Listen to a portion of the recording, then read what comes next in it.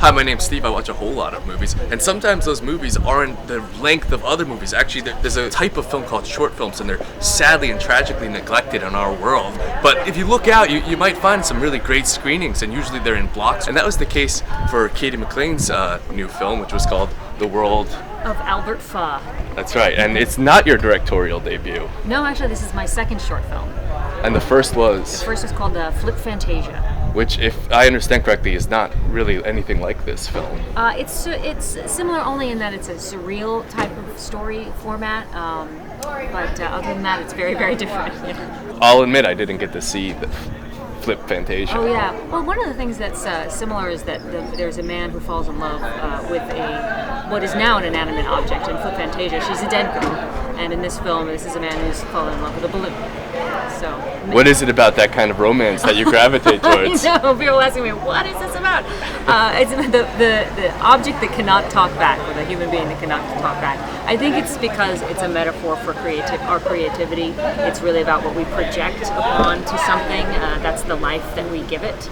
And so we can have this relationship with something that maybe doesn't speak back to us, except how we're trying to make it speak back to us. So that's the stories that I tell. And in the case of Albert, what did he see in this balloon? I think it was an opportunity for him to have, in a very short time, a controlled love affair. Because the balloon is going to, shrink down in size. It's going to deflate, and so death was imminent within 5 days, as opposed to, a lifetime or a sudden death. So he had control over the beginning, middle, and end in a way, and that allowed him to go through the love and loss and grieving process in a short amount of time, which sometimes when your heart breaks is when it's open again. And I know as a writer it's kind of challenging. As we said, we're not dealing with this 90-minute window. You are dealing with it. Was that, in this case, a challenge for you, or was this a short film from the beginning and that's just how it played out? It was absolutely a short film from the very beginning. That's how I wanted it to be. It ended up being 18 minutes, but in order to get into festivals, I had to shorten it down to under 14, and that was really a big challenge. That was hard, but I think it moves along now. And that's the thing you learn, at least I learned, is that how important it's all about the story, and making sure that the audience understands the story and move that story along. Yes, sir. So a little birdie told me that this is based on a true story that maybe you heard on an NPR. Yes. And I'm really curious about that, because that must be fascinating. Yeah, you can actually look it up. Man who really falls in love with balloons, and his balloons are really big too, and he loves them, and he rubs them, and he holds them, and he loves the sound of them, the squeaking, the blowing up, the deflating. I heard it on the radio, and I thought, my God, that's so fascinating. What people fall in love with, what people find, turns their buttons, turns them on, pushes their buttons, and so I thought, well, let's explore that. Can a guy like that, or a guy like Albert, ever pull off a relationship with a human being?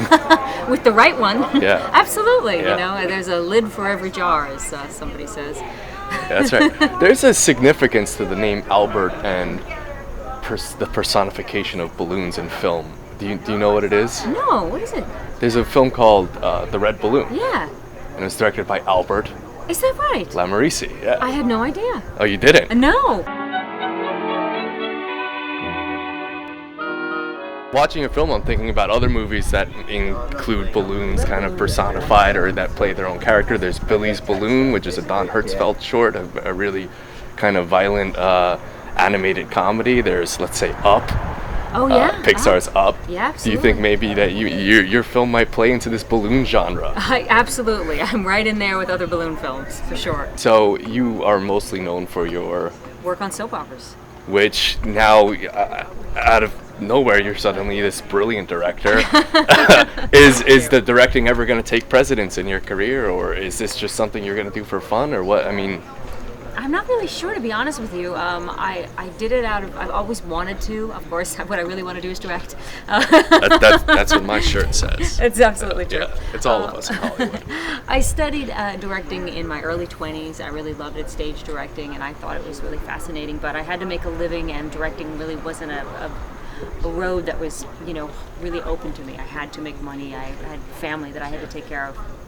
So many years later, the opportunity to experiment as a director in film became available. Certainly now that we have digital, it's a little less daunting. We're able to get access to equipment and people and this pace of filmmaking now, it's just more accessible to everybody. So I thought I'd give it a go.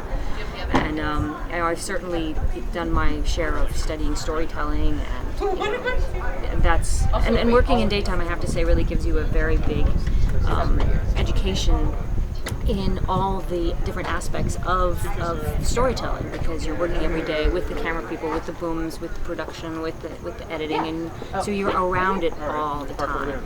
And so by being infused in it, I guess I got a pretty good living education.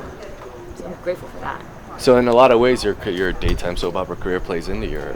Do you think if you never did the soap opera career, how that might affect, and you went right into directing? Wow, boy, that's like mind-boggling. I don't know what I do. You know, my dream back then was I was really in love with the shows at like PS 122 and Avantgarde Theater and Avantgarde Stage and, you know, art film and stuff like that. So that was stuff that I sort of pursued as a hobby, and so I guess if I had taken that track, I would, who knows, I'd be living in France and making microfilms, shown only to mice in caverns. Is there somewhere in the depths of your, I don't know, collection or repertoire, is there some avant-garde Cady McClain films in cinema that you've been sitting on since film school? Absolutely. Back in my 20s, I wrote a story called Mona 7 about a girl who switches out of her head into different kind of realities, and I did it as a performance art piece. Oh, wow. So that was going to be, or might still be, my third short film. The goal was to make 3 short films and then a feature. So that's still on the hot burner for the future. What do you have the whole concept, and where are you on the feature? I have a wonderful young writer that I'm working with, and his feature is about a man who's addicted to porn, and I really think it's an amazing story. I worked on it as an actor when he was in NYU doing readings of the piece, and hopefully we'll get to make it one of these days. Aside from acting and directing, you have a book, I believe. Do you have one book? It's just one. If you could tell me about it.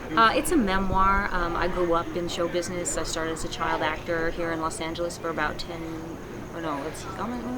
years, and then I moved to New York, and I had a very crazy family, and it's about all of those sort of challenges and how I kind of got through them. Sometimes when you're forced to deal with really serious things when you're a kid, you start looking into religion really young and looking into like what it all means, what it's all about, and kind of pushes you through a very small, tight, like a strainer, and a whole bunch of stuff falls away, but what's left is, something pure, and so it's about that. And are we ever going to see that kind of autobiographical content in your films or in a feature or a short?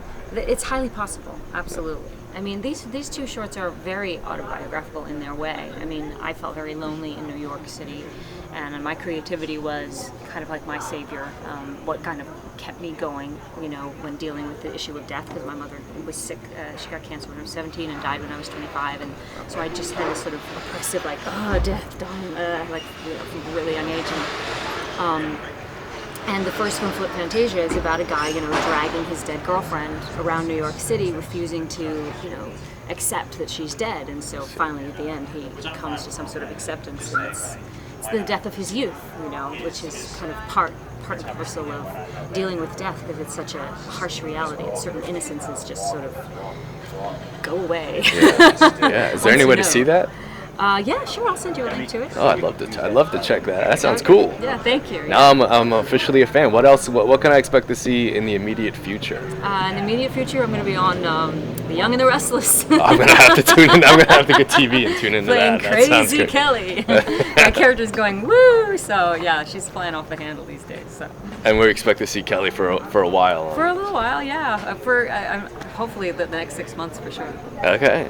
Hey, it sounds good. Is there anything else you'd like to add about your project, or why? No, I'm just super grateful. I had wonderful lead actor Julien Elfer and a fantastic crew that I can't wait to work with again. And I'm just so grateful that people come to see these short films at the festivals, because it means a lot so much to the community that supports this kind of creative experimentation and work. And so, thank you, festival goers. Beautifully said. It was great talking to Cady McClain here, and hey, I'll see you next time.